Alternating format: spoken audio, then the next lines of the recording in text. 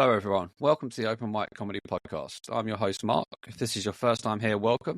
If you're a returning listener, welcome back.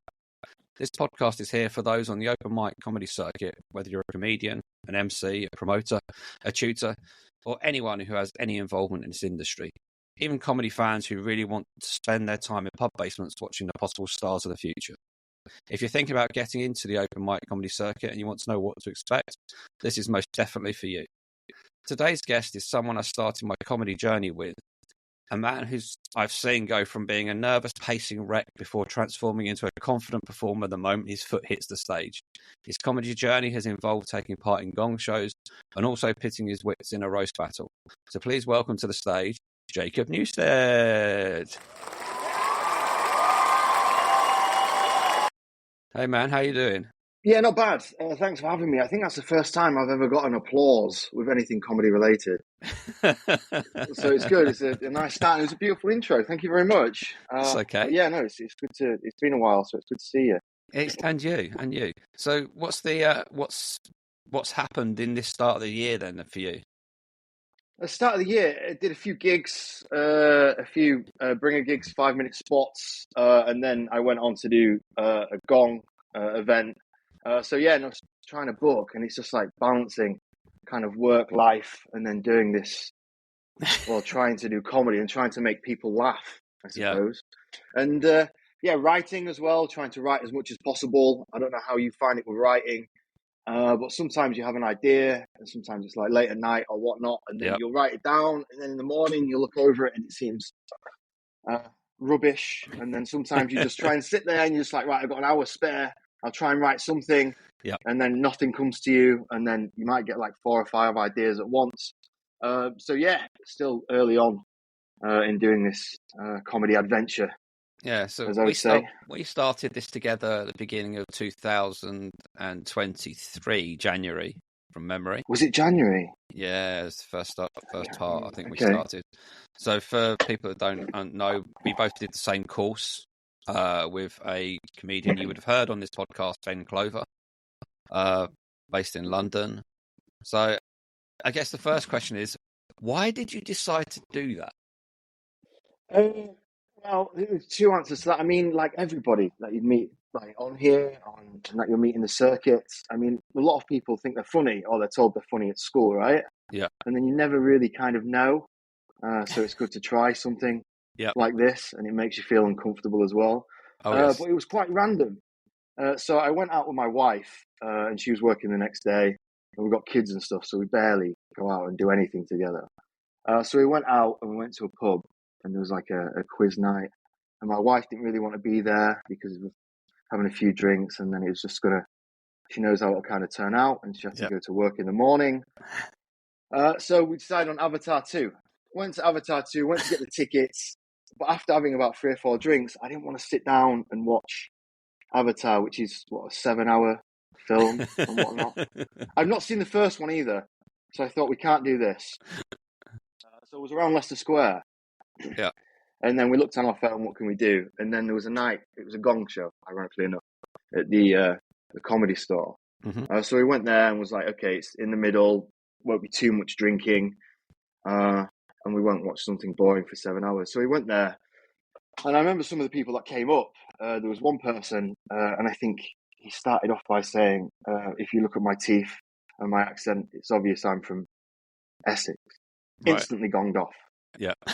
And I was just like, okay, is this like the level? I think maybe I could do this or last 10 seconds longer than this fella. Yeah.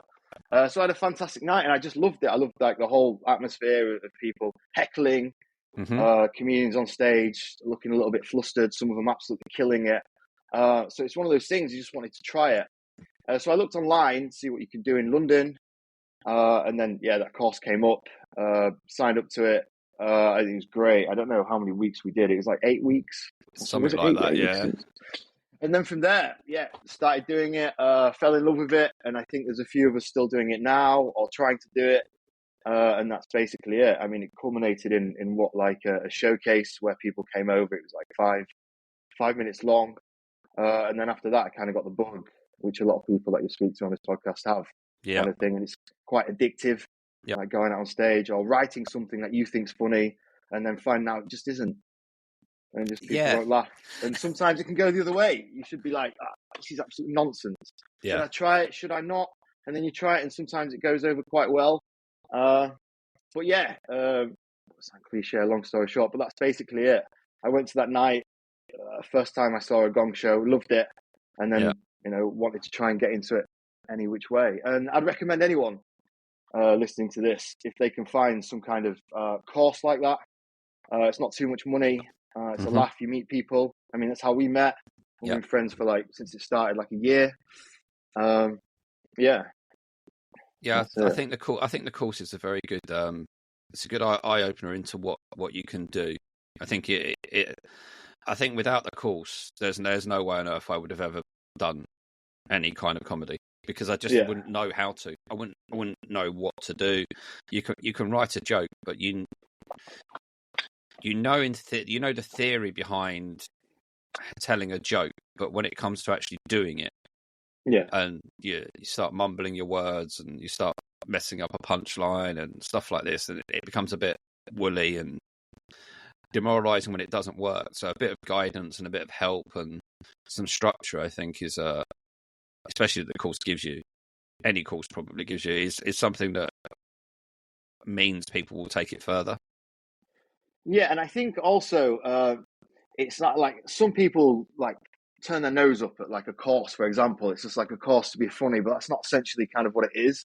No. It's like learning how to put like jokes across, and like you said, like the theory, like how to write them properly, and just like being with other people and putting ideas out there. Because like I could understand if people are just like, what do you mean you're doing a course and you can't be taught like how to be funny? But essentially, if you kind of are funny or you think you are, you'll find out kind of funny. But like I say, it just helps you formulate and put the ideas down in a way which might make a few people laugh.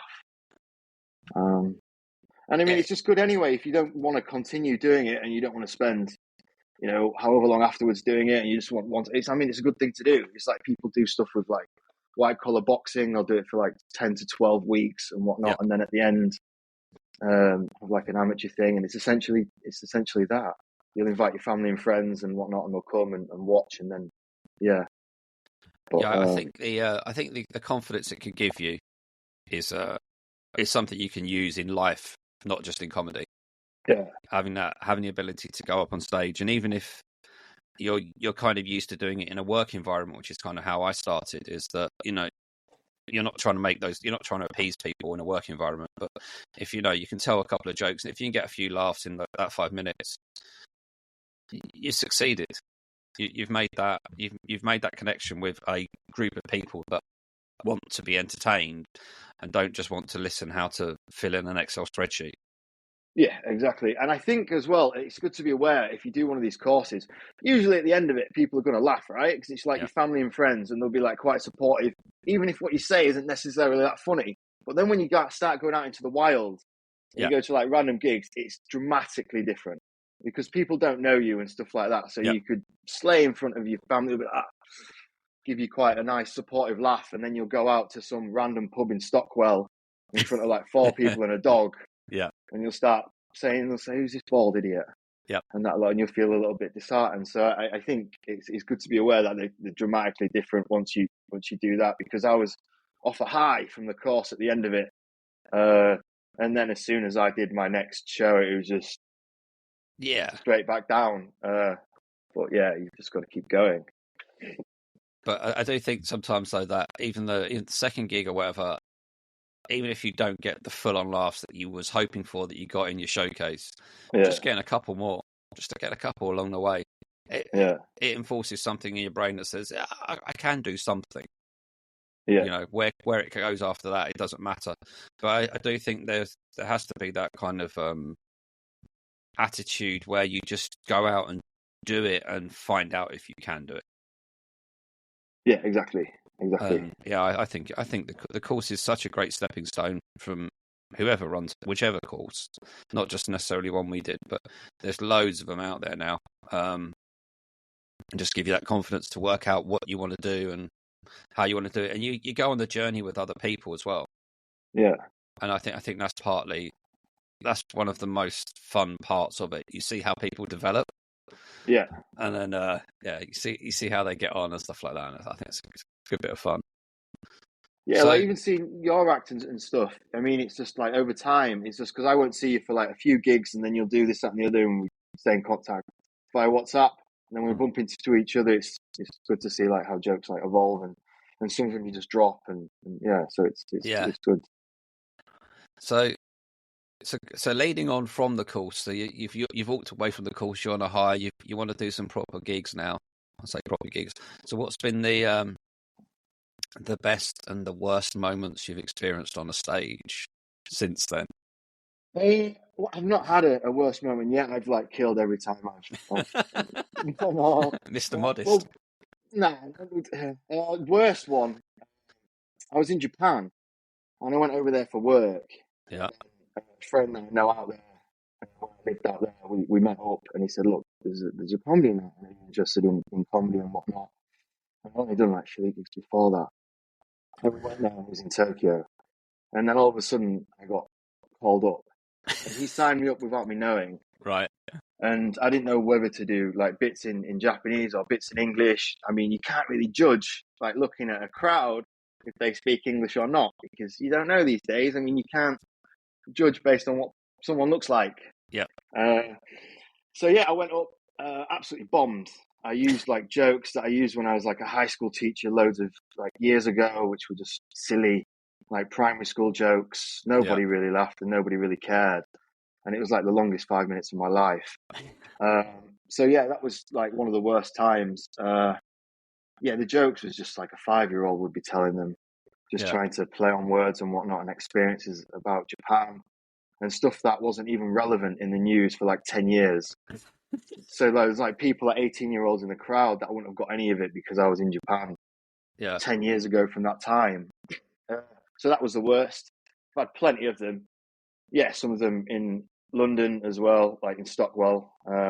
Went up, no one kind of laughed. Yeah. And it's just hard to bring people back when no one kind of laughs. And then you start mumbling your words. I think I told one joke, forgot the punchline, which is maybe the most important point. And then afterwards, feeling down, just wanted to sit on my own, just have a beer. And then somebody came up and was like, "You know, it was awful." And I was like, "Oh, thank you very much. That makes me feel absolutely fantastic." So it ruined it like even more. But the best time was, it's just like when family come over, like from Scunthorpe originally. So my mum came over, a few people have come up to see me, and then jokes kind of go over. And it's hard to get that balance between like jokes that are referencing like Scunthorpe and areas my family would know about, but then no one else in the crowd does. So yeah, when you've slain, which I've done very few times, but it's just trying to get there again is just the reason you do it, has been like the biggest high. And then you get clips, and then you can watch a clip back, and if a clip just absolutely slays, then you've kind of got that. Essentially forever. And then you can upload it and whatnot, and then you get instant feedback from other people. And highs are always when you get compliments of like other comedians. Especially people that have been doing it a long time will say, "Oh, that was a good bit," or "We kind of got that." So yeah, I think just killing is the best part. And the worst part is being signed up when you wasn't meant to be. Just falling apart simply on stage, like. I mean, only 5 minutes. Like, I don't know, some of these comedians do like an hour and a half. And then you're just there 5 minutes in, and it's just you want to burst into tears. And you're just like, I'm nearly 40, what am I doing? Yeah, the 5 minutes of no laughter is a long, long 5 minutes.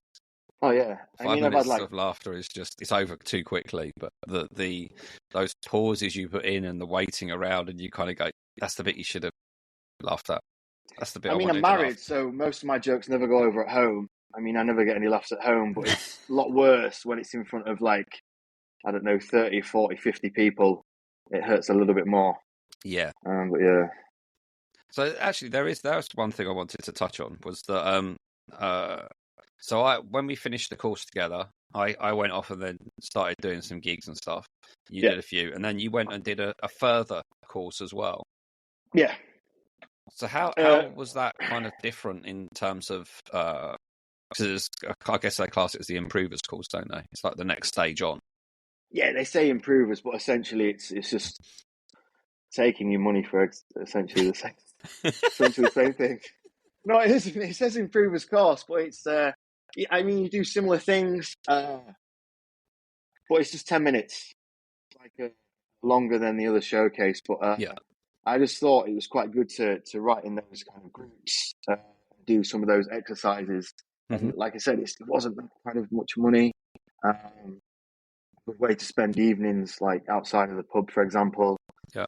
Work a little bit more, learn a bit more about gigs. And like Ben was the person that took the course, right? And I thought he was fantastic. So yeah, why not do it again? But yeah, it was 10 minutes as opposed to 5. So that was the only difference. Essentially, I don't know, the things we did, the exercises we did were the same, but it's just like a bit more improv. And I think improv's like the hardest thing to do. Yeah. It's just you get like 3 topics and then you have to get up and do like a minute on it. You get to prepare for like 5 minutes. I think that's the hardest thing, especially in front of people, right? Yeah. I mean, if you're outside or if you're sat in a pub, maybe it's a lot easier. But then if you get up sober in front of like 10 other people and it's just like, okay, you have to talk about cards. Yeah. And then it's just for a minute and I don't know kind of what to do. But I suppose the more you do them exercises, the easier it kind of gets. Yeah. And I think they're always important because I'm always worried about getting heckled because you don't know what somebody's going to heckle and then you don't know how you're going to reply, if it's going to work. And obviously you don't want to get like a heckler to get the better side of you. Do you know what I mean? If you're meant to be the comedian, so to speak. Yeah. So them exercises are always quite good. But essentially, to answer your question, it's just 10 minutes instead of 5. Exactly the same. Exactly the same. But it's still so you didn't miss much. It's fun. It's still fun though. Yeah, it was all right. Smaller groups though, because it was 10 minutes. So I think with ours there was 10 or 12 people. But in these courses, it's always interesting to see people because they always kind of fall out, right? Yeah, It gets kind of harder and harder, and then. Yeah, I think our one started with it's somewhere between 16 and 18 people. Yeah. And then by the time we got to the showcase, it was 11 or 12. Yeah.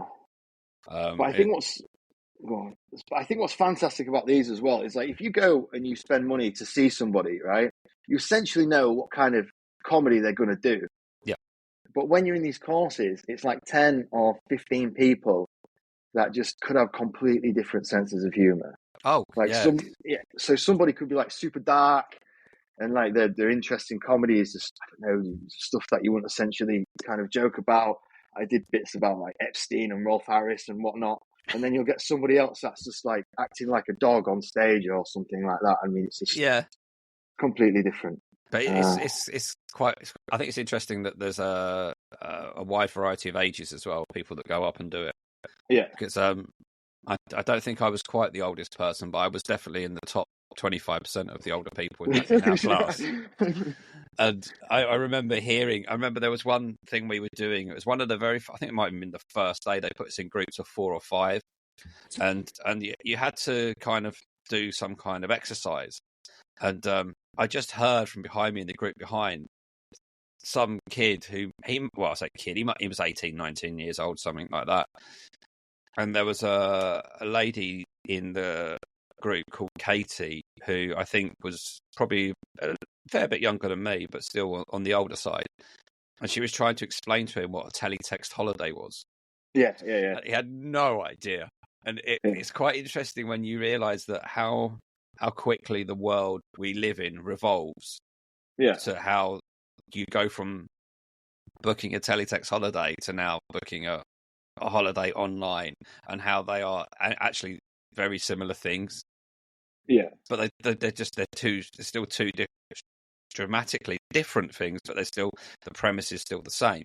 But just hearing somebody say, "I have no idea what you're talking about," and it's like that wasn't that long ago. I mean, I get that all the time. I have no idea what you're talking about, even if it's something that's in the news currently.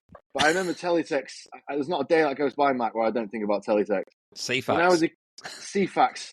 I don't know. CFAX might have been a little bit. We might be showing like the generational gap. But I remember there was Bamboozle. Yes. Remember Bamboozle? Yeah. It was like a quiz, and you had the buttons. You had like the red, the green, the blue, yellow, the yellow essentially. Yeah. So I used to play that every morning, and it had that little guy, that teletext guy on it. He was a chunky guy. Yeah. So yeah, I don't know if he was the top 25%. I know I was definitely the baldest. I was definitely the baldest. I remember I started doing bald. There was me and another guy that was bald. I remember he came up to me and he said, after the first day, he was like, "I'm thinking about doing bald jokes as well." And I was just like, "Well, yeah, plenty of people do. I mean, it's not revolutionary in the slightest." But it's just like on the showcase, if it was put together, then it would have been a bit awkward, right? It's just like a couple of bald people just banging on about being bald. But it was funny as well, like just if it's the same topic, just two different people, like how they would approach the topic differently. Oh yeah. But yeah, it was interesting having like such a diverse group of people it was. doing it. So you've I've mentioned in the introduction you've got into the roast battle scene probably quicker than most open mic comics would have done in terms of the number of gigs you've done and the amount of time you've been on there before you've put yourself forward for it. Yeah. So for those that aren't aware, that maybe not be so much in London or whatever, the roast battle is an idea of two comedians basically going up on stage and ripping the shit out of each other constantly for 5-10 minutes, whatever it is. But how does everything work in, like, take us through the moment you decided I'm going to do this to what happened before you then got on stage and the aftermath? Yeah, I think a roast battle, you should know how quickly. I mean, there's some people that just exclusively do roast battles instead of like writing jokes where it's kind of one way. You're saying to the audience X, Y, and Z. Yeah. People are just roast battling, but I'll explain essentially what it is. So a roast battle is basically two comedians, as you said, and then maybe a week beforehand, you exchange like 10 facts about 10 facts about yourself. Mm-hmm. And they can't be like, oh, I like blue, I'm from Scunthorpe or whatever. They have to be quite deep, like anxiety, for example. So I put anxious person, I've had issues with OCD in the past. So they're quite personal.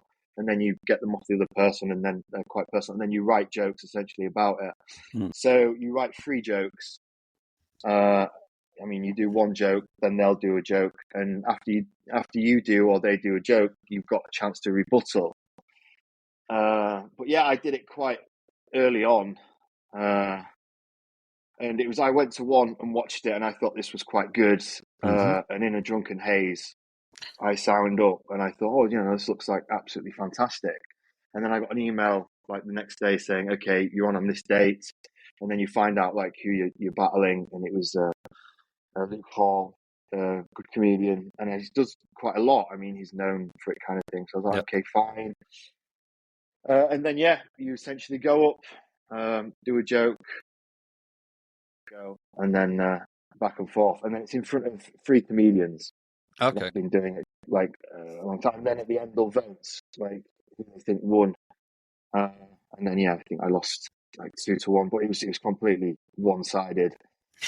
Didn't expect it. Like, getting up, you get nervous anyway. But the whole crowd was completely different. It was like a bear pit. Like, as soon as you went, I was just getting roasted by the crowd and everything like that. And then I was like kind of nervous, just didn't hold the mic close enough. And then I remember I met him before, and he's a nice guy. Yeah. And then he was just like, it's your first roast battle, and that'll be okay. Do you want to go first on me? I was like, this seems like a brilliant guy. And then we went up, and I made a joke, something daft about his height, about his personality. What is it? Something like, sometimes he's sleepy, sometimes he's bashful, sometimes he's dopey. But most of the time he's depressed because he tried to commit suicide about a year ago. So something silly like that. It was quite light-hearted. And all of a sudden he started going on about my mum having an abortion, going down on my mum. I was like, where has this come from? And I was absolutely flummoxed. Yeah. So that was it. And then it all kind of went a little bit downhill, but the experience was fantastic. And it wasn't as much as like getting roasted by him. It was like the people judging. It wasn't they just judging. It was like, oh, he won. Then they started hammering me as well. And I was like, this is like one of the worst nights I've kind of ever had. And I put myself forward for it kind of thing. Yeah. And I remember going to my wife like afterwards. She was just like, oh, how did it go? It wasn't the best thing in the world. So I told her the jokes before. And she was just like, some of them are a little bit harsh. You can't talk about someone's wife and stuff like that. And I was like, okay, let's keep it a little bbit, maybe vanilla. Let's not kind of go straight for the throat. And I thought it's the best thing to do. As I met him before, he was just really polite. And then he started going on about going down on my mum and stuff. I was like, Jesus Christ. It's like, mum's a prostitute and that. I was like, fucking hell. And then it was just over like that. Yeah. And then I spoke to other people there, and it's like, we couldn't really hear you. The mic wasn't close enough. And but yeah, definitely do it again. It was certainly an experience. I mean, after the therapy for 6 months afterwards, not being able to sleep, crying myself to sleep, and I'm like, nah, it's fine. It's all good fun. Yeah. And I think, it's a good experience to kind of get roasted and feel uncomfortable on stage. It kind of doesn't make you feel good at the time, but then I think the more you do, it's sort of like water off a duck's back, essentially. Yeah. So I'd do another. But it was funny because the night that I did, it was like every week, every Friday. Yeah. And then as soon as I did my roast battle, it was like once every month. Oh. So in my head, I thought, was I that bad? That I've absolutely ruined an event where now it's essentially once a month instead of like 4 times a month. But no, it wasn't because of that at all. But I think you should definitely do one. It's trial by fire. Yeah. And I wouldn't recommend anyone that wants to get into it to do it after 5 games or something. But I'd go watch them. If anybody sees a night where it's like a roast battle, they're really, really good. They're really good. Just such a different vibe, such a different atmosphere. Like I say, like everybody's kind of drunk. People heckle and shout, and they are good. Yeah, I don't know. Sometimes I find the. I mean, I've never really. I've been to a few gigs where you've got like half the audience are cut. So I've gone to like a late night show at Top Secret at midnight or whatever. And you just look at the comedians and go, gee, I hope you're getting paid well for this. Yeah. Because you're not getting a set out of this. And there's you've probably got like half the audience that want to hear the jokes, and you've got the other half of the audience that just want to chat between themselves or shout stuff at people. And you're just like, come on. People are paid money for this. Shut the fuck up and let people talk. Exactly. And I think the more experience that we get, it'll be easy for us to call people out, right? Because you'll have like so much experience. Like, because I notice when people heckle, people ask essentially, what do you do for work and whatnot, and then they'll normally go down that avenue, or like, is the person you're with like your partner and whatnot. But and it all depends on like where you are on in the night. Like sometimes if you're on last, like people are and they're just like, I can't be asked anymore, especially if there's like a lot of comics on, like one after the other. Like there could be some nights where there's like 8 to 10 comics on, and then some people are just like, I just want to go home, man. Like it's just. And then they'll just start being rude, or they'll start just messing about, or they'll just leave. I think we're quite lucky in the sense of the open mic circuit. There's not too much of that in terms of heckling that goes on. Most of the heckling on the open mic circuit is pretty much frowned upon. You can chuck it at the MC, they'll take it and they'll throw it back at you, and they'll insult you to the cows come home if that's what you want to do. But I think especially when you're in your practice arena, shall we call it, you have a fairly safe space in terms of not being heckled unless you bring it on yourself by just going out and insulting somebody from the start, which is probably never the best thing to do. But the roast battle is such a unique way of doing it. I think of you see some of the stuff that goes on television. You can imagine the stuff that goes on in the clubs like Angel, etc. when they put it on. It's another level of darkness. Oh yeah, I mean that kind of stuff wouldn't get aired. Yeah, I mean you get everyone's nan ringing like Ofcom and stuff like that. This was absolutely unbelievably offensive. It's not Ant and Dec at all. No, it's like pretty bad, like going on about abortions and stuff like that, and it's just it is what it is. But I mean it's all fun. It depends what kind of comedy you want, right? I mean it's certainly something you can experience. It's kind of not for the light-hearted. No, definitely. So you've we also took part together. I say together. We were on the same bill on a gong show recently up the creek. So how did you find? You're one of the only ones that I can really ask about this. How do you find the gong versus roast? now you've done both, because I saw you before the Gong show, and I've never seen somebody walk up and down a little aisle so many times going, fucking, am I ready for this? And then you got on and you hit it. You were brilliant on the night. You should have got through. Yeah, thank you. Yeah, I think it was just like, I think it was 10 or 13 seconds left. Yeah. I think I was going on about too many nonces and people had enough. I mean, I went from like Jeffrey Epstein, with Michael Jackson thrown in there, David Copperfield, and then went straight to Rolf Harris and stuff. But thank you. It was good. I think it's different in the sense that I thought the Gong show was like a little bit harder, but I think with the Gong show, because like you mentioned on your pod before, I'm sure people that are listening to you know what a Gong show is, but essentially it's just random 3 people in the audience have a card. You get 2 minutes of grace period in this, but in other ones you don't get any at all. Yeah. And then once a card goes up, 1 light goes on essentially, and then all 3 cards go up, then you kind of get gonged off. But I think with the Gong show, it's because people can control how long you're going to be up there. I think more importantly, it depends what position in the lineup you kind of are. Yeah. Like if you're last, again, people might not want to be there. They would just want to go home. So let's just go. And essentially, if 1 or 2 people, or those 3 people, don't like your act, then other people do. It's like they could just have you off anyway. Yeah. I don't think it's an accurate description as well if like people are that funny or doing that well, because sometimes you'll get 3 people that are super harsh, and then they'll change the cards, and then other people will just be like a little bit more chilled out. Okay, we'll let this run a little bit longer, kind of thing. So in terms of Gong, I think positioning is so important. Like first as well, people don't know how harsh to be, because you could get comedians that are really good. Like the one we did, like the first half, people were just getting gonged off, and they were fantastic. Yeah. Like there was people, I remember when you got gonged off, you was right at the end of a punchline, and people were coming up after and saying that we wanted to hear the rest of that. Can't believe it. It was like nonsense. And then even the MC was just like halfway through, was just like, come on guys, chill out. Yeah. I mean, we just like, the show's got to be longer than about 15 minutes. Yeah. Everybody's kind of not done anything. And then obviously you get anxiety, and then there's people in the back, like the comedians, and they're just like, what is going on here? Yeah. I saw that guy like 2 nights ago absolutely kill. Absolutely. He won a Gong night, for example, and then 2 minutes he was just off. Yeah. And it's like, what's going on? And because they're moaning about it, it gives me even more anxiety. So I'm pacing up and down even quicker. But as opposed to the roast, you know what you're getting with a roast. What I do now. Yep. You're not going to essentially get gonged off, but the crowd are going to shout stuff at you at like roast battles and stuff, or like you rubbish or whatnot, and that kind of thing. Both can be brutal. And if you do them too early, they can like knock your confidence. I've known people that were good and funny, who were starting out just like us, and then they've done one Gong night and that's it. They're just like, I can't do this. It was just absolutely brutal. Yeah. But the one we did was good because you had at least 2 minutes. Yeah.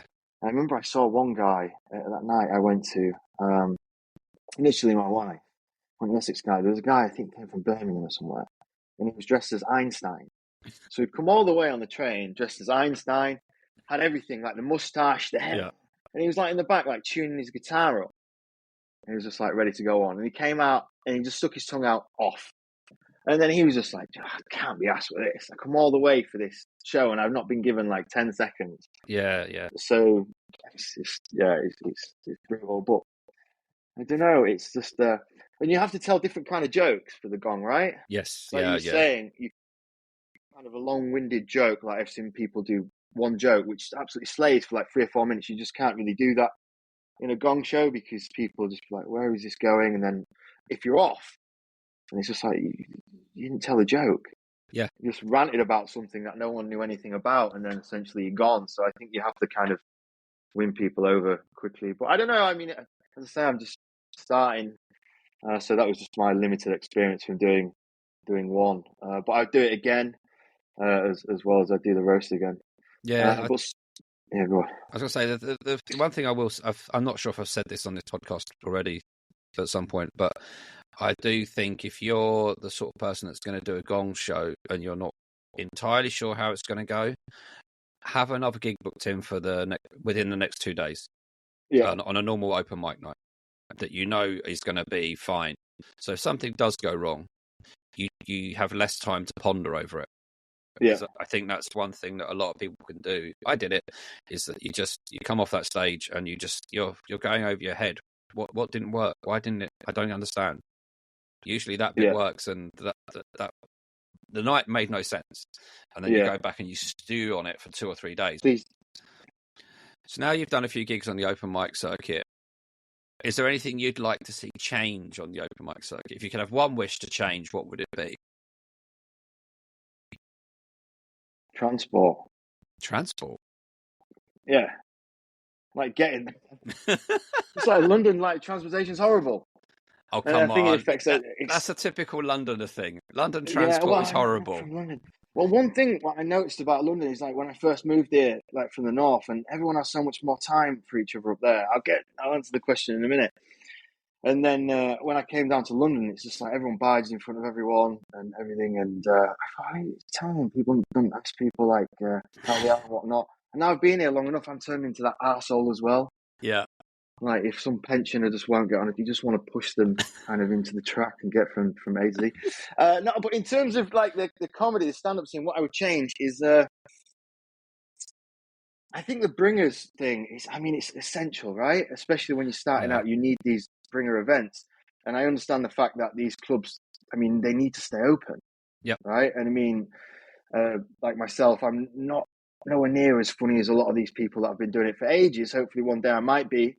So we need these bringer events, but sometimes it's hard because you have to ask people. And then a lot of my friends that would come along, I feel bad about asking them to come along and see the same jokes that they've seen quite a lot, and then they'll kind of have to stay. Yeah. And then it gets into inviting people you don't know too well. And then it costs, doesn't it? If you invite someone, a few drinks, you kind of get there, and then at the end, you pay a little bit to support the night, which is fair enough, because if it wasn't for these events, it'd be hard for us to get on anywhere, right? So, the bringers thing can be kind of frustrating, but I understand why it's there. And I think in terms of the structure of comedy, it's quite good. Yeah. Because you can learn kind of your craft essentially at these places. Oh, yeah. And you can learn like jokes and make them better and evolve them. And then eventually you'll get onto spots where you don't have to have bringers, and you get 5 or 10 minutes. And then you go to these gong nights and roast nights, and then kind of network. And then if you win a gong night, you can do competition. And then there's ways to kind of progress. Yeah. But I think starting out, the one thing is hard is just getting people to kind of keep coming and kind of pursue something that you kind of really want to do, because essentially they're not into it as much as you are, and you're not going to be as good as you will be in 2 or 3 years, but you still need that kind of practice. Yeah. So I understand why these events are there, and they kind of make sense, and it's good they are there. I'd rather them be there than not, kind of thing. But it can work out a little bit kind of expensive, like starting out and getting people there, like logistically and whatnot. So that's the only thing. Yeah, no, I agree. I think the bringers thing comes up quite a bit. It's the one thing that comedians hate, but then I think it's also the one thing that a lot of comedians understand, because I think the bringers thing really only exists within London, because there's such a vast number of clubs that are out there, or nights that people try to fill. Whereas if you travel further outside of London, the bringer market it's not there, because there's not so many comedians fighting for so many places as such. Yeah. So, there's you go to a lot of towns and there might be 1 gig a week or something like that. Whereas in London, you've got untold per night, and they all need to be filled. So, the bringer is it's the evil part, but it's the understanding part. I don't think any comedian actually really wants to be there performing in front of another load of comedians. Yeah. And there's people that kind of randomly come in as well, right? Yeah, but some of those nights I found, like, even if you pay for a show, like wherever, I don't know, but some of them nights have been like the funniest I've ever seen, because it's people that are trying stuff, and like you don't know who's going to be on the bill. It's the same with like when we was doing that course and whatnot, and you'll get some people that come in and they'll just say something absolutely horrific, and then there'll be somebody else who's kind of a little bit, they do more one-liners, and then there'll be some people that I don't know, they talk about don't know, being trans, for example, but then you'll get some other guy coming from, I don't know, some northern town or whatever, just going completely off the rails with what they're saying, and just seeing the reactions of some people is hilarious. So you can get one comic that's essentially like Bernard Manning, and then you'll get kind of a Michael McIntyre, in the same kind of on the same kind of night, and it's just seeing the reactions of the two kind of like polar opposite sides of comedy is absolutely hilarious. And seeing some people walk out and not know what it is. I know there's one night where it's downstairs, but then the toilets are kind of next to the gig. So when people come from the pub, they have to go down and they have to go to the toilet, and it's absolutely hilarious because they're not expecting any kind of comedy.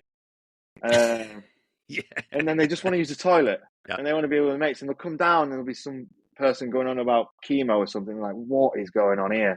And then they'll quickly scuttle back upstairs and whatnot. So some of these like nights where people are starting out and that what we're doing can be hilarious. That I think the place you're talking about is the Royal George in Soho. I was actually there last Thursday, and every time you sit down there, and there's like the crowd leave this little pathway for those that wanted to go to the ladies' toilets. They just come down the stairs and they walk into this room. And on Thursday it was packed. There must have been 50 people in that room, and you've got all kinds going on, haven't you? And then all of a sudden you just see these random ladies walking down the stairs, and then you're thinking, oh, they're going to go to the toilet, and they just walk through the audience, and you can see their faces are like, what have I just walked into? Should I have paid for something or what? But it's that night's quite good in a way, because the MC makes it clear, don't be a dickhead to the people that just want to go to the toilet. Exactly. They're not here for that. Just ignore them, and unless they shout something at you, then give them help. But I mean, somebody getting dressed up to go out with their friends and enjoy the night, and then there's some comedian or someone trying to be a comedian, like fat shaming someone, going to the toilet, just ruining the night. It's just like horrific. It's just like, no, they're there to go to the toilet and like have a good night. You just can't be ripping on what they're wearing, or like, how many haircuts do you have, kind of thing. It's just like, just let them be and enjoy the night.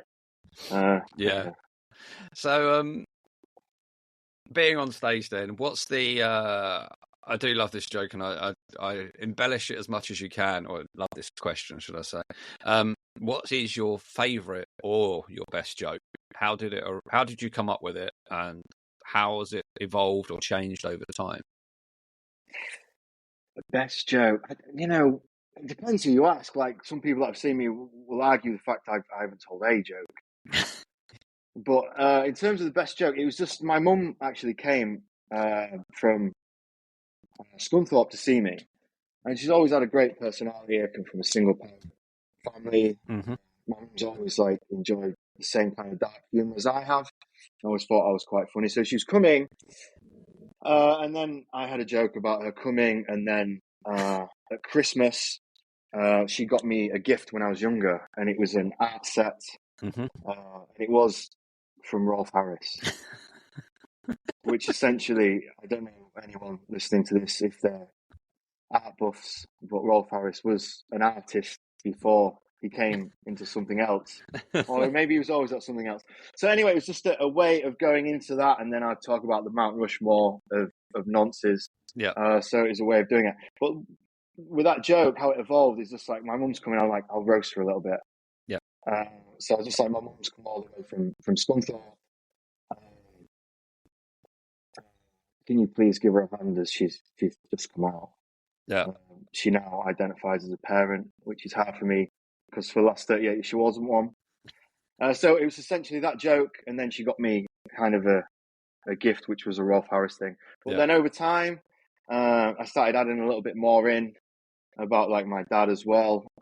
Like, I only met my dad twice, which was one more time than she ever met him. And then I'd have little bits in, like there was one, I've not seen my dad. Apparently, from what I've heard, he's got into banking, mainly food banks. I hope he got that milk he left for 35 years ago. So essentially, you have like the skeleton structure of a joke, right? You want to get from A to B.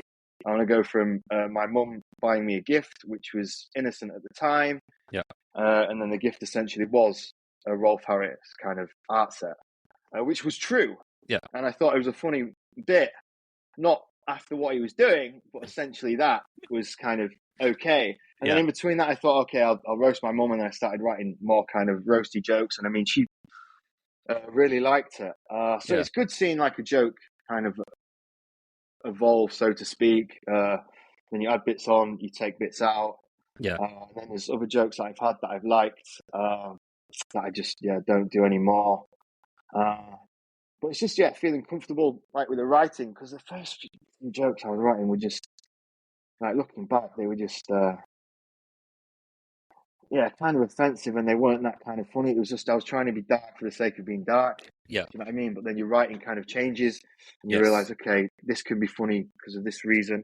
And I think with the jokes, like especially if you're doing dark ones, they can be some of the hardest to do, because you don't want to come across as an asshole. Essentially, you don't want to be like that person who's banging on about race or whatnot. You kind of have to come from like a vulnerable kind of position. Yeah. So when I've done jokes about being bald, like it's always coming from a position of I'm so insecure that I'm bald. Then I would trivialize something as much as chemo. And it's not about chemo ever being funny. It isn't.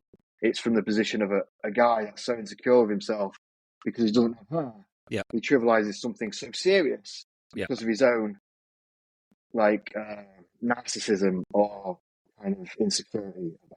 Yeah. But I think that's my favorite joke, like roasting kind of my mother. I kind of like that one, and I liked her reaction. It was pretty good for her to come and see me do it. Yeah. But then it's one of those jokes I can't always use. No. Because if my mother isn't there, I mean, it's pointless. It's just some gingerhead guy, looks depressed, bald, banging on about a single mother or whatnot. Yeah. But a lot of the jokes, like with that, my mum's absolutely fantastic. So a lot of that's kind of made up, but the thing about the art set kind of wasn't. But the thing with like the jokes as well, as soon as you get one joke and it's working, it kind of can become irrelevant, right? Yeah. It's like if I'm banging on about Rolf Harris now, someone's like, he was doing this like last year, so you kind of have to keep moving forward and stuff. So natural progression. Left Rolf Harris, moved on to Epstein. Yeah.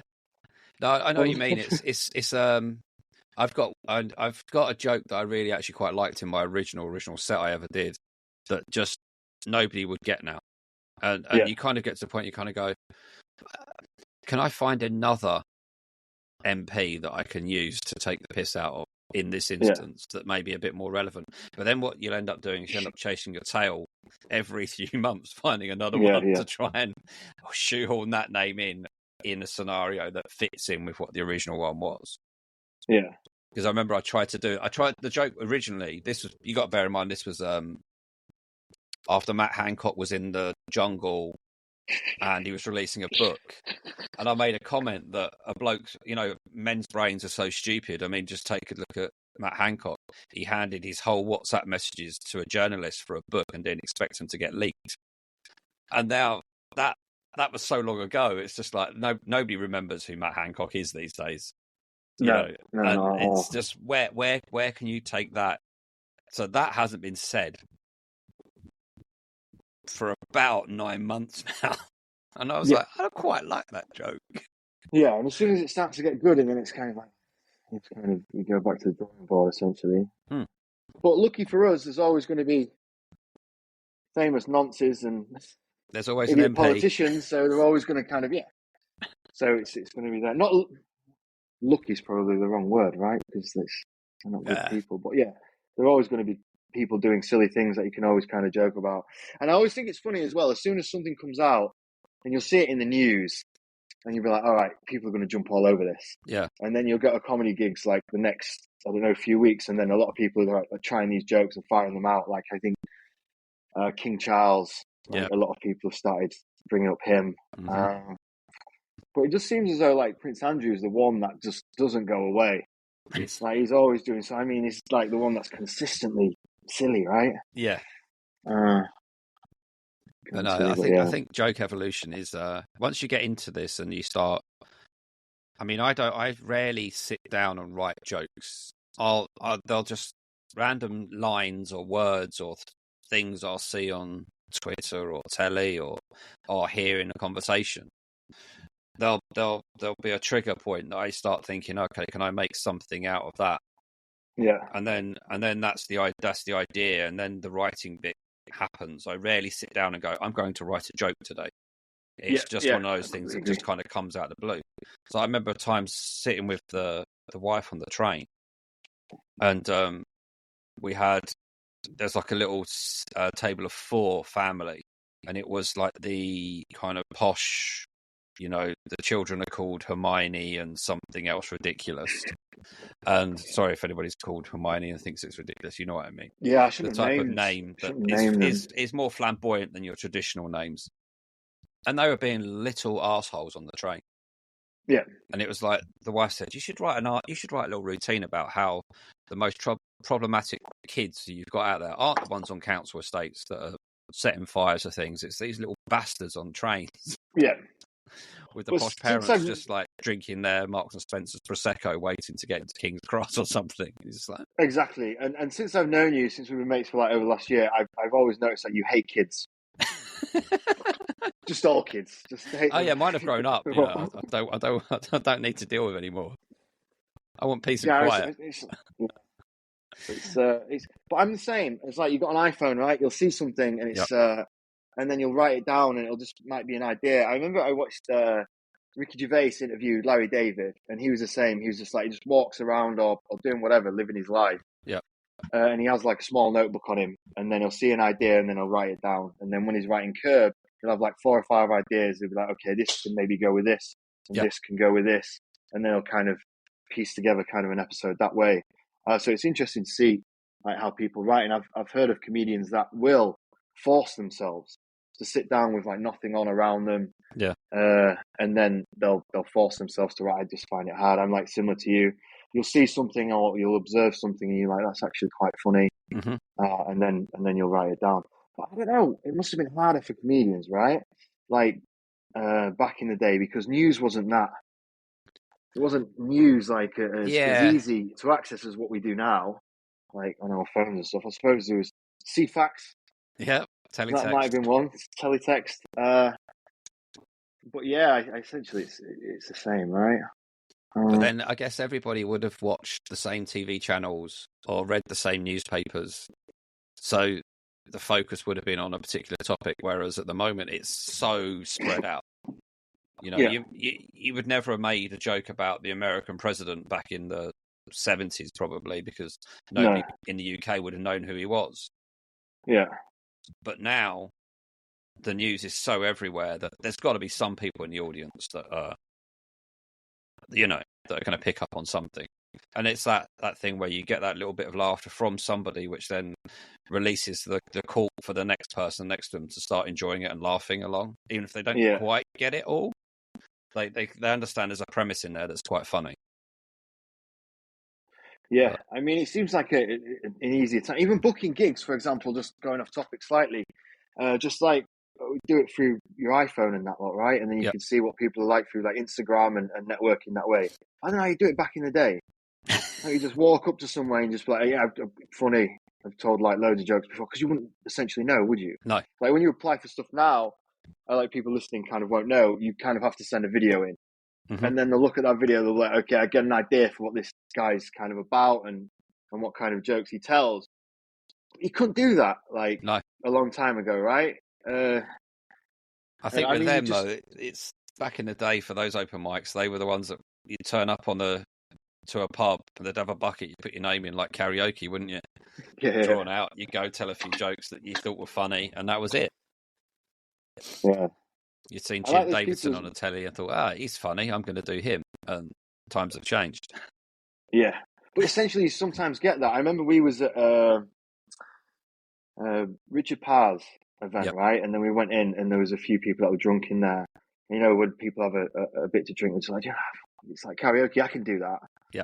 And then they were saying to him on the break, I've got loads of trans stuff. And instantly he was like, no, you can see exactly where this is going. Yeah. And then the guy was like, I mean, you can't just go up and just say like vile stuff. It's kind of not how it works. It's difficult. But I mean, lucky to be in London, like this scene's pretty good in getting to places. Like we talked about and brushed on earlier, like outside of here, like if I went back up to Scunthorpe, it'd be hard getting anywhere. I've seen people on like Facebook, they travel like 2.5 hours to come into London. Yeah. To get on like 5-minute slots and stuff like that. So yeah, I don't know how it'd be kind of outside, but yeah, gone off a little bit there. No, this is what this is all about. We're just chatting and chewing the fat about comedy and stuff, and hopefully some people that are listening to this are going to pick up some tips and hints on our experiences and maybe not make some of the same mistakes as us. You know, I was one of these that when you see a form, you filled in the form to apply to go onto a night, and I thought, oh, that means I'm on the night. Yeah, no.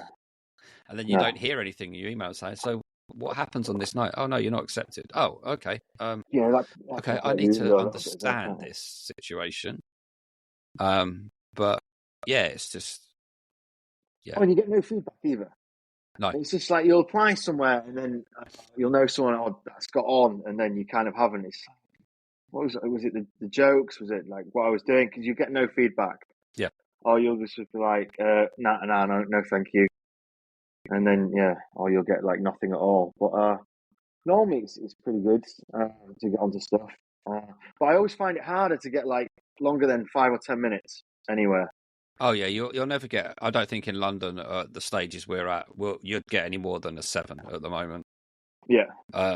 Getting 10s is if you want 10s, I think that's where you have to be prepared to travel outside of London and do that rather than stick within London, because the competition is so fierce as such.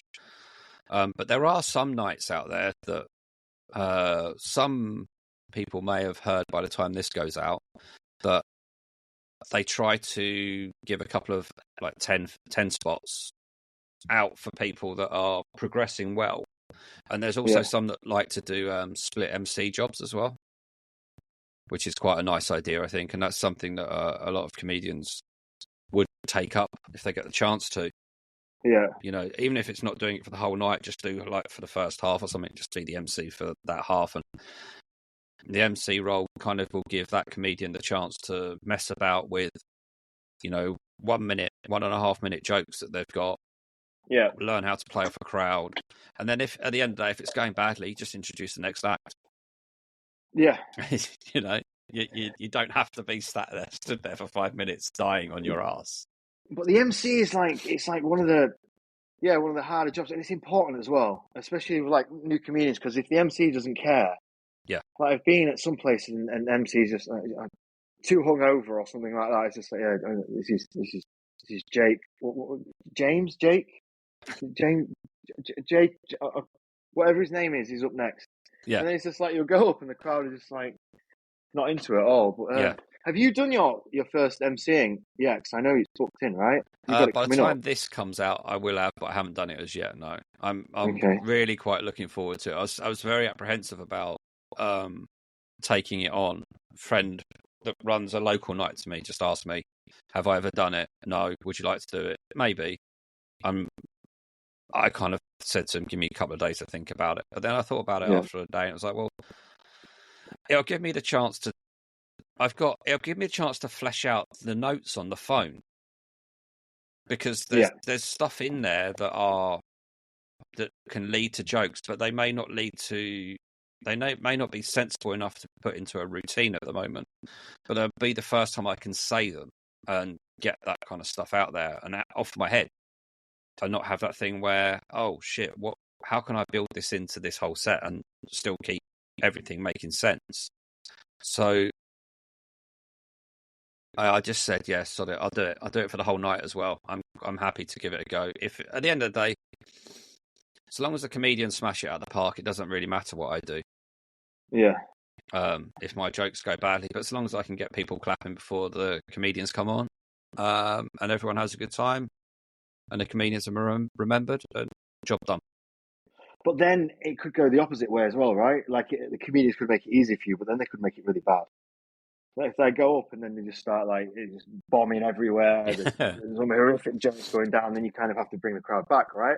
Yeah, there will be a bit of that. I've been doing some interesting reading up on MC methods and stuff like that, and how if somebody's not been great, how you try to build up to the next act and get the audience back to having a bit more energy. But then also, one thing I never considered was how, if somebody smashes it out of the park, how to bring the crowd back down a level, because you don't want the crowd way up high 100, and you bring on somebody that's done a very few gigs, and they're not going to struggle, but they're not going to hit that high point. You don't want the crowd to then suddenly just drop like a stone. Yeah. So you need to kind of bring them down from 100 down to like 60, and then let the person take over from that point to then bring it back up to like a 70 or 80, if you see what I mean. Yeah, I know exactly what you mean. And sounding a little bit of a dick, sometimes I like it when the person before me kind of bombs. Because if they kill, right, and it's just like, you're going to follow that. If somebody's just like hit after hit after hit after hit, and then obviously, like you said, the crowd are up, and then they're expecting that from me, and I just come up, and it's just kind of not there. So sometimes, we've all been in that position where we're bombed, right? Oh yeah. But sometimes it's I'd rather somebody bomb before me. No, I don't think I've ever seen a bomb like bomb. I've seen some real bad bombs. I've seen people like just walk off after a minute and just like not tonight. Like speaking about Larry David again, there was that when he was talking about doing stand up like first when he was first doing it, he just came out and looked at the crowd and he was just like, they're not going to get this. So he just stared at them and he was just like, nah, and he just left. Didn't even say a joke. He was just like, nah, I could just tell looking at them, none of this is going to go down very well at all. Yeah. So yeah, as much as you don't want anyone to bomb, I'd rather somebody bomb then destroy before me. Unless it's someone that I get on with like yourself, you wouldn't want that to happen. But yeah. Okay, so all right, we'll lead on to a positive point then now. So you've smashed it for the last few years. You're about to do your live at the Apollo special. You get your 20 minutes. Which will probably come out by the time this comes out, right? So it's just in like 5 weeks. I think I've done. People have already known what I'm coming out to by the time. Please. I got you before you got really famous. So yeah, my own head. You're about to walk out in front of 5,000 people at Hammersmith Apollo. Yeah. You've got your set ready. You know it by heart. You've seen the crowd. What do you choose as your walk-on music? It's got to be Ric Flair. It's got to be something to do with wrestling. It's got to be Ric Flair. Come out in like a robe or something like that. The Ric Flair. Dun, dun. I'll have to send it to you. People know Ric Flair. I think people know Ric Flair is the music. Yeah, the music essentially, I think I wrote, is it Strata? It's like classical music. Okay. You'll have heard it before, but it's a little bit kind of gets people going a little bit more than something like Time to Say Goodbye. It has to be a little bit uplifting, right? Yeah. But it has to also, just as long as you get people, or it could be like the Ultimate Warrior. Do you know him? Yes, I remember the Ultimate Warrior. Yeah, so he'd come out and it was like, dun, dun, dun, dun, dun, dun. So he'd just run essentially to the ring. It was roided up out of his head. Yep. So his wrestling matches never went beyond like 45 seconds. And then he'd just come in, he'd lift someone up, he'd be huffing and puffing, pin them, and then he'd run straight back out. Yeah. So I suppose you could do that with comedy as well, right? Like have something like the Ultimate Warrior kind of music on.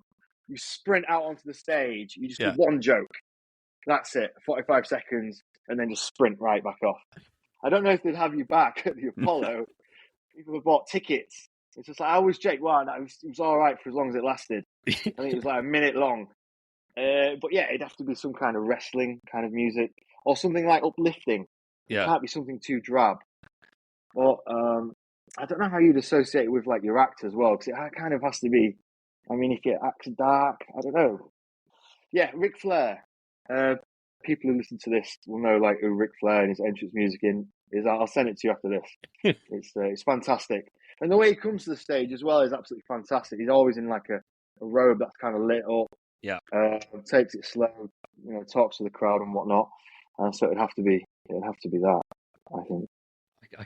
I'm trying to imagine you. I'm trying to imagine the Jake version of that. Of walking on with a dressing gown. Yeah, and like a shower cap. For irony more than anything else. Yeah, it would be a shower cap. It'd be a hat. I mean, it'd have to be like a prop, like carrot top. But if you're going to go the wrestling route, I would have to wear like spandex and no shirt. So if I knew I was going to be on at the Apollo, I'd need like at least 6 weeks' notice to try and get in some kind of shape.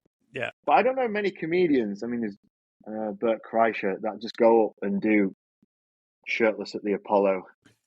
I think it's more likely to be a man than a woman. But no, let's not go down that route kind of thing. But yeah, it'd be some kind of wrestling just to get everybody kind of up. But then your jokes would have to be good, wouldn't they? They would. Because if you get everybody up, like cheering and whatnot, and then you get up and then... My mother-in-law. Yeah, my mother-in-law, it's terrible, terrible. Why did that chicken cross that road?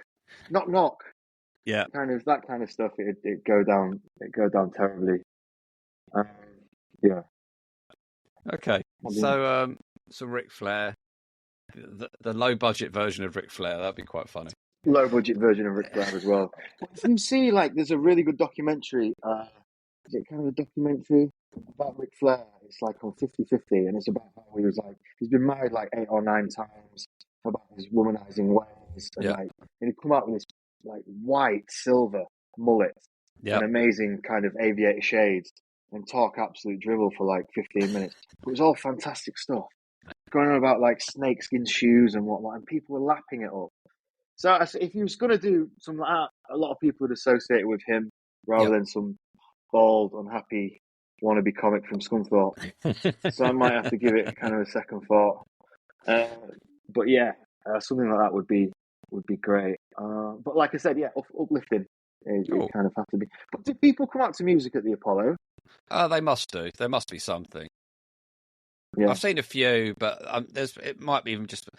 I think the reason the question kind of came to my head for this podcast was that I quite like Paul Smith. Yeah. And he walks out to AC/DC. Okay.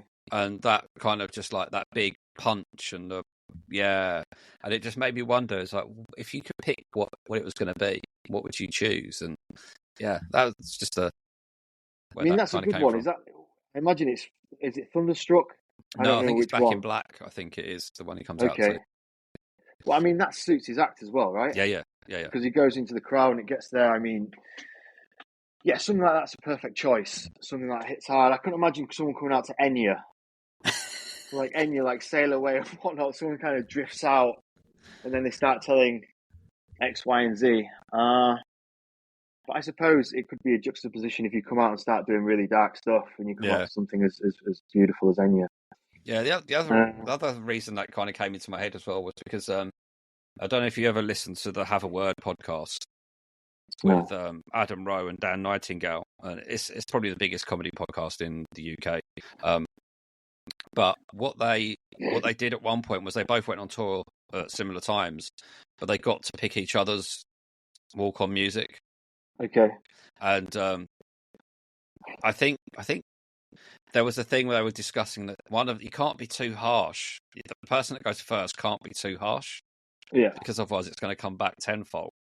And I can't remember what Dan chose for Adam Rowe. But what Adam Rowe chose for Dan Nightingale was the British national anthem. And Dan's first show, I think, was in Belfast.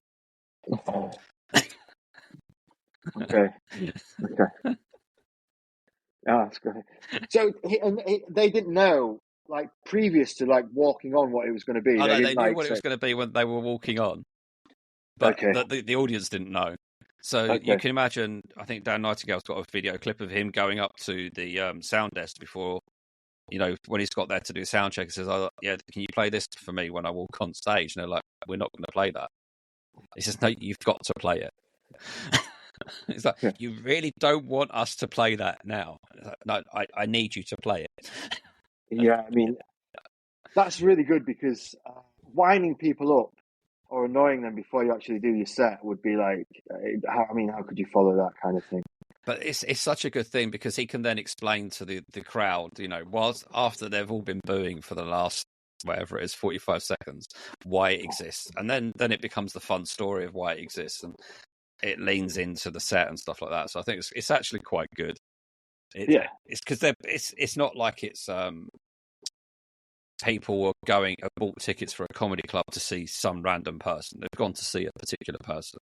Yeah. So you're going to be liked anyway. But yeah, having that little thing I think is quite cool. Yeah. Oh, all right. So then, we're both on the open mic comedy circuit. So what if somebody was to come to you and say, I'm thinking about doing it, or I've just started doing it. What's just one tip you'd give that person? Therapy's easier. Do therapy. It's better. Like most like comedians or whatever. I hate using that because we only just started, right? Yeah. So it's just someone that's got an interest in comedy and try to do it. So, but try therapy. Maybe speak to your parents. Like try because a lot of like comedians and what you see, right? It can be quite like dark and things have happened. Like, why would you like seek the approval of people you don't know? Yeah, it's just mad. It's just like you'll go up there and you'll try to make random people laugh, and then you'll get hurt kind of if they don't. I mean, the whole premise of stand-up comedy is essentially a little bit mad, right? Yeah, just standing there for 5 minutes, just telling jokes and hoping somebody will laugh, and you'll probably never see them again, kind of thing. But in seriousness, a bit of advice would get. There's other ways to get help, and there's other ways to kind of deal with life. But no, courses. Look into a course if you think you're funny, or if you think you've got some good ideas and you want to do them. Either do a course essentially if you can't either afford it or you don't have the time. Do like a bringer night.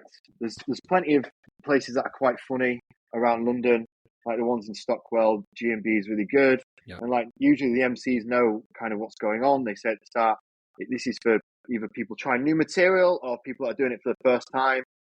Take a few people that you know with you, so you've got a little bit of support. And do it that way. I mean, like courses and stuff like that. I mean, the best advice, like I think we've been given, is just do as many gigs as you can. Yeah. Ride the waves. Like you said, you had a tough time early in the year, and now you've got back. Do you know what I mean? Yeah. And then you could feel demoralized, and then you like want to stop, or you like have a week off, and you're like, I can't believe that went like it did, or you'll get horrific feedback. But then it'll kind of go up. But for your first time, take people around you and go to like a new comic friendly. Yeah. No, actually, skip all that. Can you edit that out? Do a roast battle.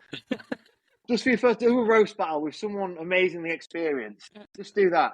It'll fill you with confidence. Just like that, and then you'll definitely be in therapy. Yeah, I think the number one tip from Jacob there is do the roast battle, but don't do it too soon. Yeah, exactly. Yeah.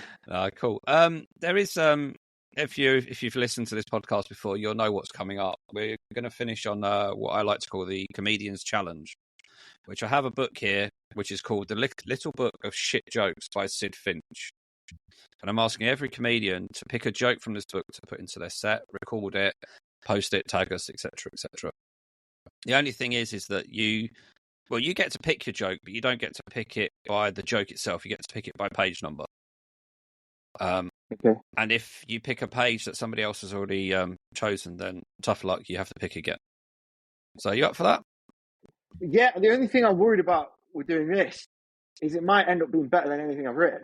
It could well be. Who knows? End up being like my closer. Something like that.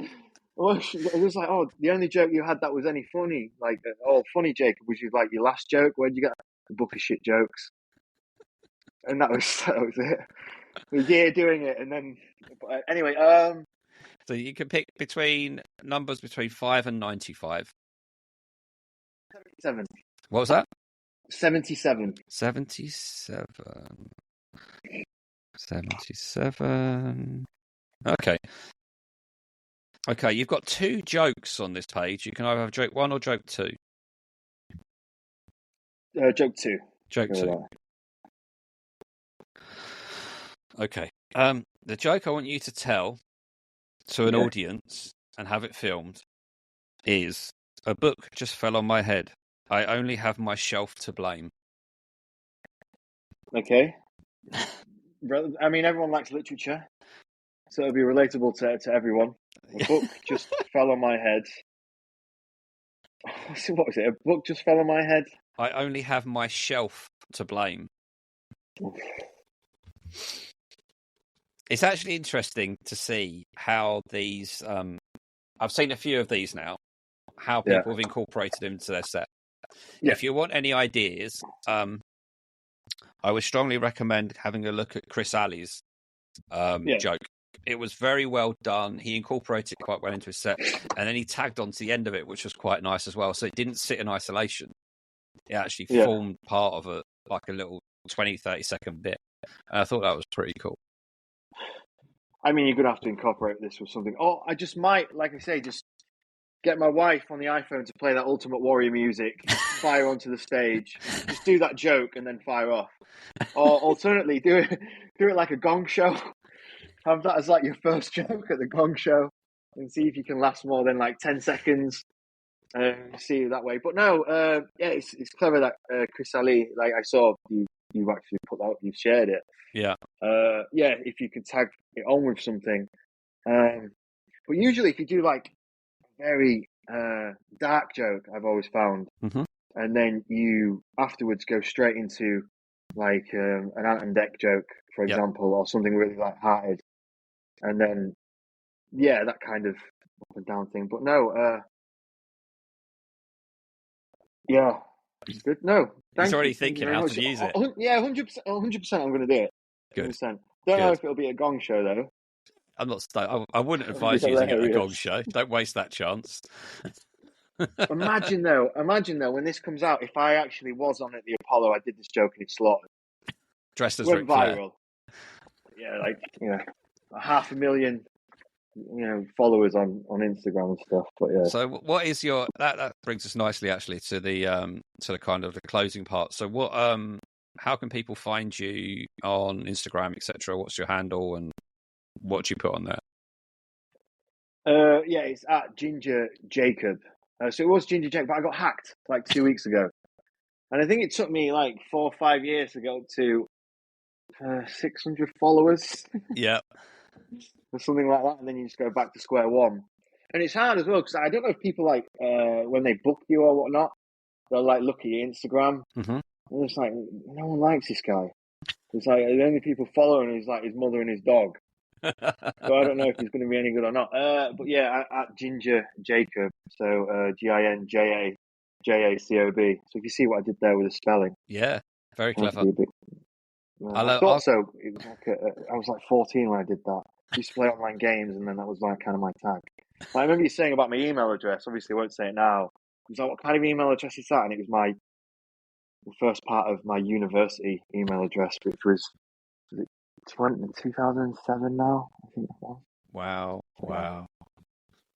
Cool. So so I'll get that put into the link in the description of this podcast anyway, so people can find you, and hopefully we can grow you from your mother and dog to something more respectable and back to where it was in the past. I think that podcast coupled with this joke, I think will definitely do it. I think it might do 3 or 4. Yeah. We shall see. So what are your future plans really for the rest of the year in comedy? Well, I mean, London's expensive, right? So I'm not originally from it, so I'm going to try and do as much as possible. So ideally, gigs as I can, and then hopefully get onto these like competitions, because when you apply to get longer sets, they'll ask you like, what have you done in comedy? And then if you beat a few of these gong nights, roast battles, do a little bit of like headlining at some of these bringer events, then you'll get more opportunities. Go to Edinburgh. I've got a friend out there, fortunately I could stay with, because like you were saying, it's £400 a night or something like that. It's crazy ridiculous money. Just to experience that whole event and hopefully get a few spots, 5-10 minutes here and there. So yeah, I'm waffling a little bit. Yeah, just do more gigs, hopefully win a couple of competitions, beat a couple of gong nights, and then get the opportunity to do longer sets and shows. Cool. Well, okay then. I'll just say thank you for your time today. It's been a lot of fun catching up. Yeah, no, thank you. Thanks for having me on and that lot. And it's been a fantastic journey, and long may it continue for both of us. It's good to have somebody that I started with that's still doing it. Yeah. We do like similar gigs at similar places. So yeah, just and it's good we can like ride the waves together. Yes. So once it goes bad for a few months, we'll like talk to each other and whatnot, and then hopefully get back on it. Yeah. Yeah. No, thank you. I appreciate this. No problem. And on Instagram, you can find us at Open Mic Comedy Pod. We are on the W's at openmiccomedypod.com. Whichever platform you're listening to us on, please give us a follow, subscribe, whatever it is these days. A little review would be nice. If it's a 5-star, they're always welcome. And just share it with people that you think might be interested in it. So until next time, I'll see you all soon.